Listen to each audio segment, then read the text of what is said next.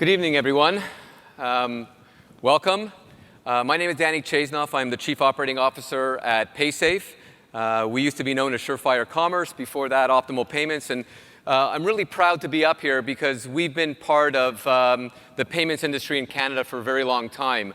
Our company really got its roots and got its start in Montreal, Canada, back in 1997, and we've really watched the payments industry evolve over the last 20 or so years. I thought maybe what I would do is I would take a couple of minutes just to give you a brief overview of Paysafe, what we do, who we are, and then talk a little bit about alternative payment methods and what we think is lying ahead for all of us as payment providers in the industry, providing payment services to merchants and consumers, what merchants should be looking out for and what they should be focused on, what consumer trends are looking like and how they are dictating what merchants need to provide from a payments perspective, and also partnerships and how the whole thing fits together.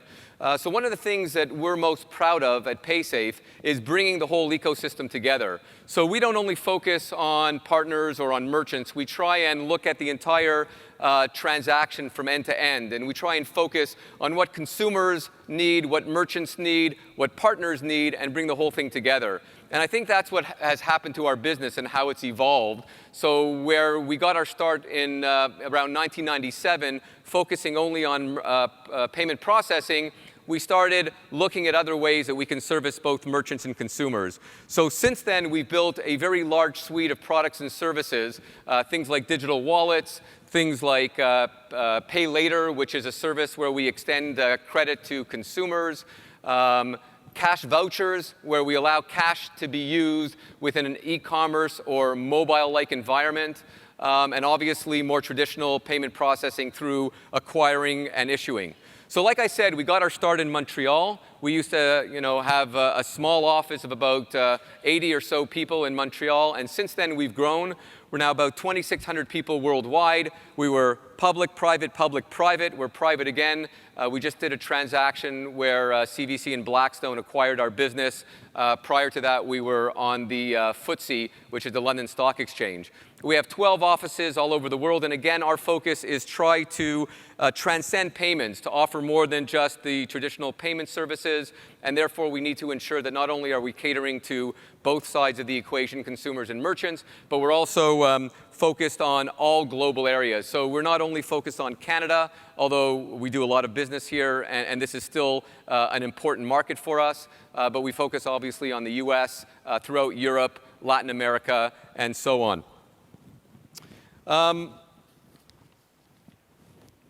Want to talk a little bit about some of the things that are going on out there, and in particular about how consumer behavior is changing. And I think that's really important for us being in this industry because in order for us to be able to provide the best services and the best product possible for our clients, in most cases our merchants, we really have to understand the behavior of a consumer and what the consumer ultimately wants. And in order to do that, we really have to look hard to see what the changes are in the market. And it used to be, at least for us, that the focus was on e-commerce, and then the focus became more on mobile. But the truth of the matter is, consumers want to be able to use payments the same way online as they do offline. So where fewer and fewer providers were focused on brick and mortar, it's now turning around. So consumers want to be able to use the same methodology, the same payment type, regardless of whether they're buying something in a store, online, off their mobile. So what we've done is we've done a lot of research to better understand consumer behavior. I think it also helps that because we're not only offering services and product to merchants, we're also offering products and services to consumers, that we have a good understanding of what the consumers are doing when they're shopping, whether they're shopping online or offline.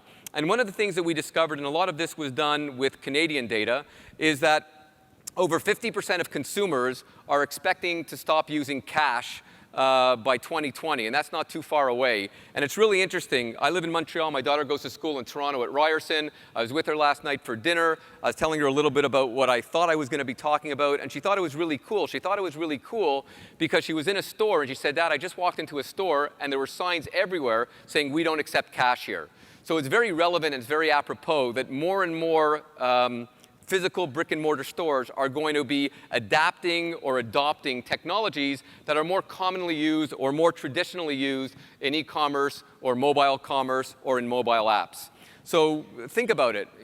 Most of us grew up in a time where cash was king, that everyone carried cash in their pocket. That is going to more or less vanish, where most of the brick-and-mortar stores are going to start using the same types of methodologies that we're using when we shop online and otherwise.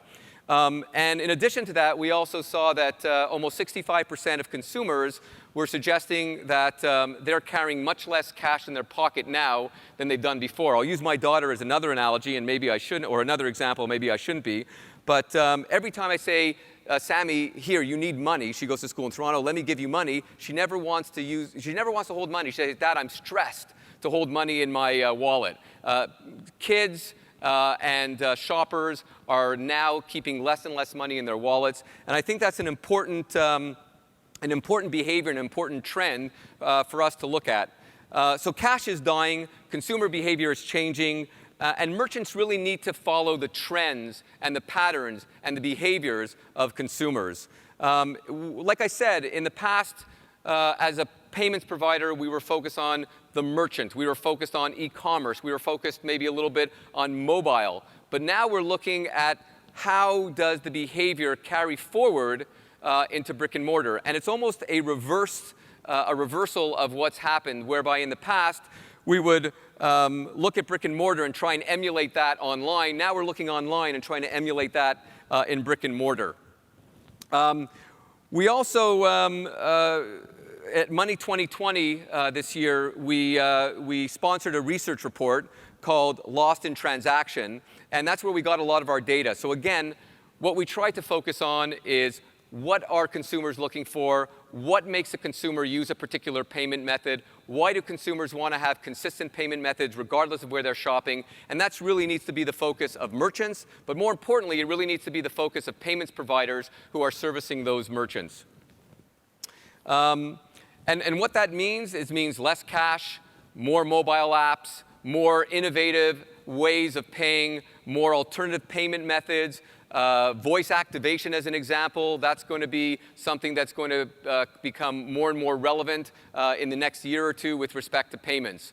So those are some of the trends that we're seeing and some of the things that we're looking at. And I guess it's obvious that in the past, it was banks and fintechs that were looking at getting into payments and providing payment services to merchants and consumers. But now it's the guys like Google and Amazon and others and Apple that are looking to provide similar-like services. So I think what's happening is that we're all recognizing and realizing that there's some massive changes and massive change going on right now.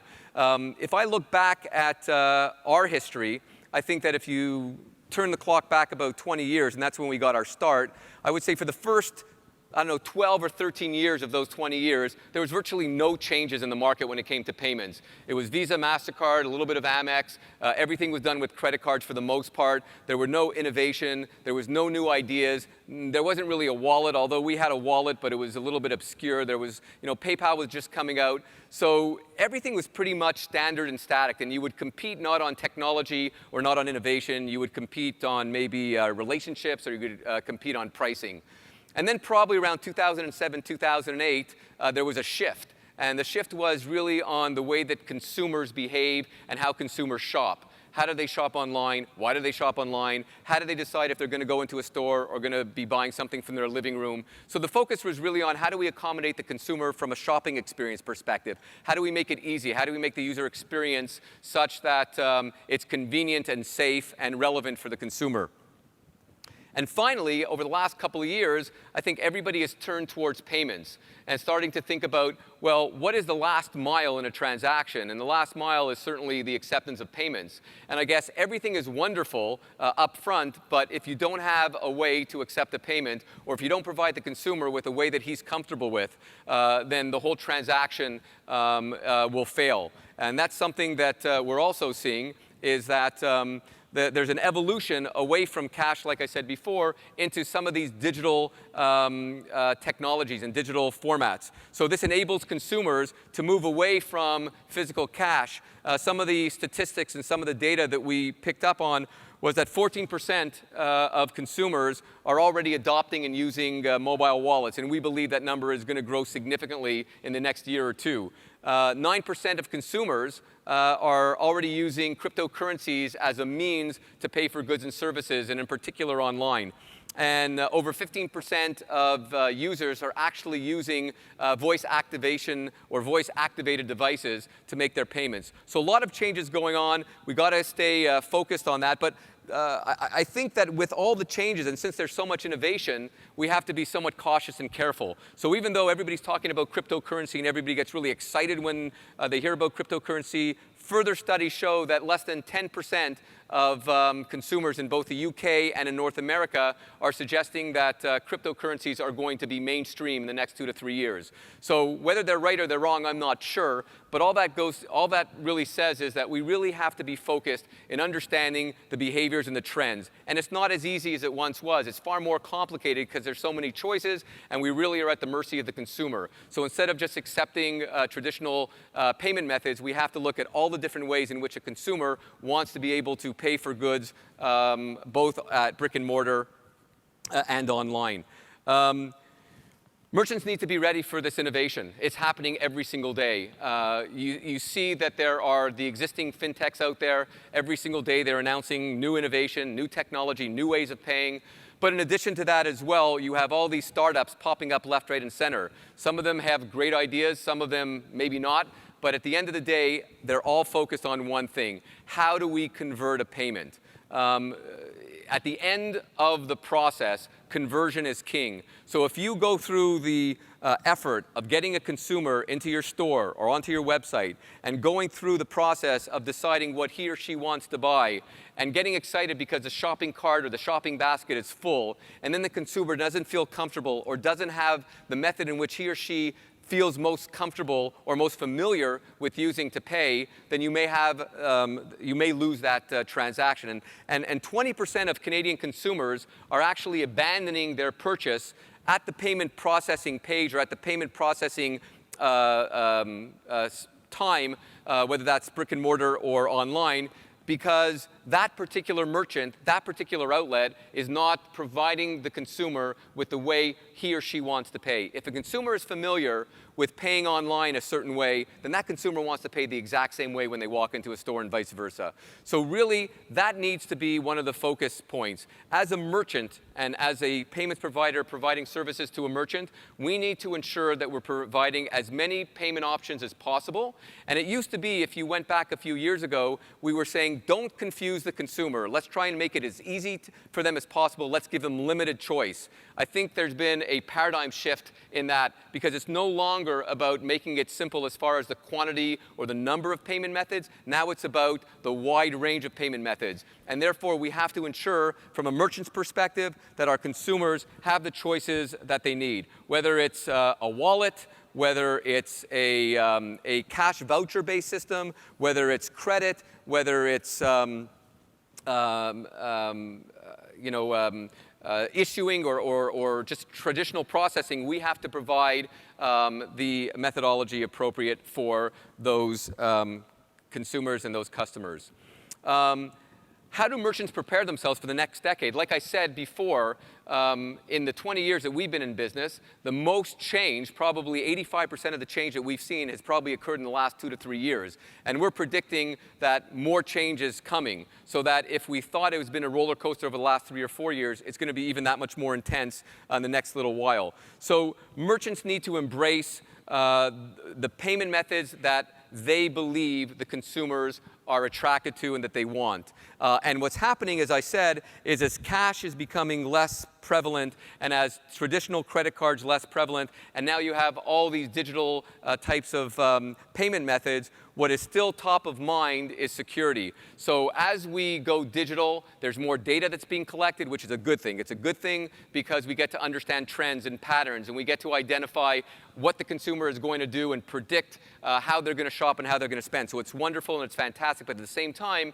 it's also very risky. Why is it risky? Because we don't know necessarily if we can trust, or the consumer doesn't know necessarily if they can trust that particular provider. So if it's voice activation as an example, does the consumer really know who's listening to that transaction? So we have to find the balance, and that's what it comes down to, is finding the balance between offering these new innovative alternative payments, whether it's digital or not, but finding ways of extending the same methodologies that we do online to offline, but at the same time understanding from a security perspective, a privacy perspective, a risk management perspective, what is required.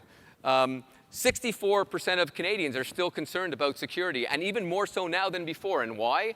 Because as technology becomes new, as there's new innovation, as there are new ways of paying, it's not as proven, it's a little bit different than what they're accustomed to, and therefore it's always top of mind. So we have to make sure that we continue to work with our providers so that they have the right balance between providing those alternative payment methods which make sense, as well as security.